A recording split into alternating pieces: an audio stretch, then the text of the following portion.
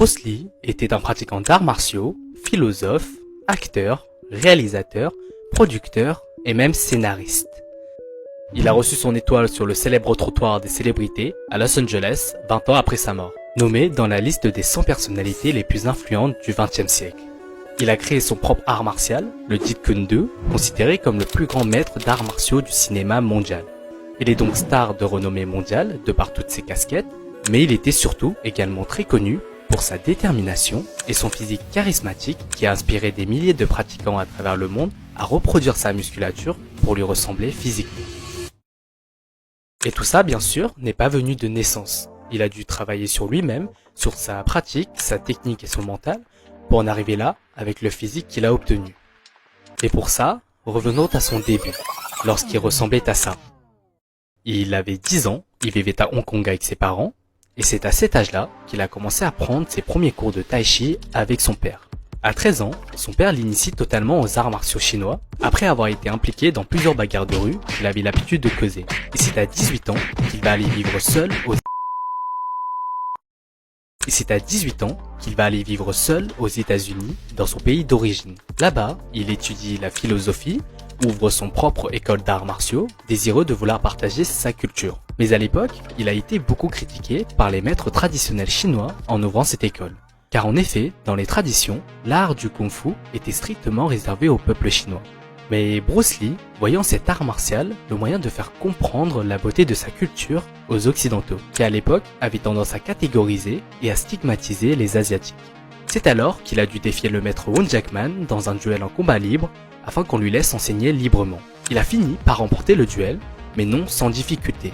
Et c'est à partir de ce moment précis qu'il remettra en question sa condition physique et qu'il décide de tout changer. Restez bien jusqu'à la fin de la vidéo, car nous allons vous donner un programme d'entraînement complet, inspiré des programmes d'entraînement de Bruce Lee.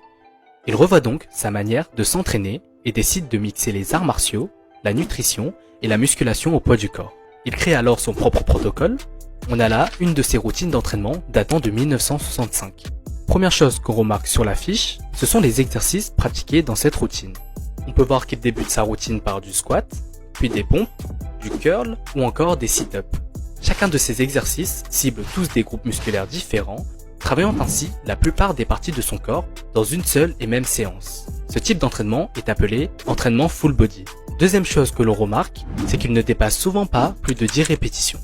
Parce qu'en faisant cela, ça lui permet de garder une bonne exécution d'un mouvement tout au long du set, pour en tirer le maximum de bénéfices d'un exercice et d'éviter de dégrader la forme, auquel cas l'exercice ne serait plus pertinent. Et la deuxième raison, c'est qu'en faisant moins de répétitions, Bruce Lee peut alors charger plus de poids, travaillant davantage son explosivité et sa force pour ses futurs combats. A l'inverse, en ajoutant plus de répétitions, cela va travailler davantage l'hypertrophie, autrement dit la taille de vos muscles. Et enfin, dans la troisième colonne, on peut voir qu'il y est écrit des charges de poids. Cette colonne lui permet de noter ses charges à soulever. Car en effet, lorsque vous pourrez faire plus de 10 répétitions bien exécutées sur un mouvement, cela voudrait dire que vous maîtrisez le mouvement et que votre corps s'habitue. Et lorsque votre corps s'habitue, votre progression ralentira, voire ne plus du tout progresser. D'où l'importance de charger du poids sur ces exercices au fur et à mesure que vous devenez plus fort, afin de ne pas stagner et de continuer à progresser. Pour atteindre ce physique et ce genre de performance, il a également dû surveiller son alimentation, qui est le deuxième facteur très important pour se construire un corps musclé. En effet, ce que vous consommez quotidiennement va vous permettre de construire votre physique. Par exemple, si vous mangez du poisson, c'est ce poisson qui contient des protéines qui va se désintégrer dans votre corps et servir à générer vos fibres musculaires. Autrement dit, à prendre du muscle. Au contraire, si vous mangez une barre de chocolat qui contient beaucoup de sucre et peu riche en protéines, elle va non seulement pas vous générer du muscle, mais à l'inverse, vous transmettre du gras. Ce qui est à éviter si vous voulez obtenir un corps musclé et sec.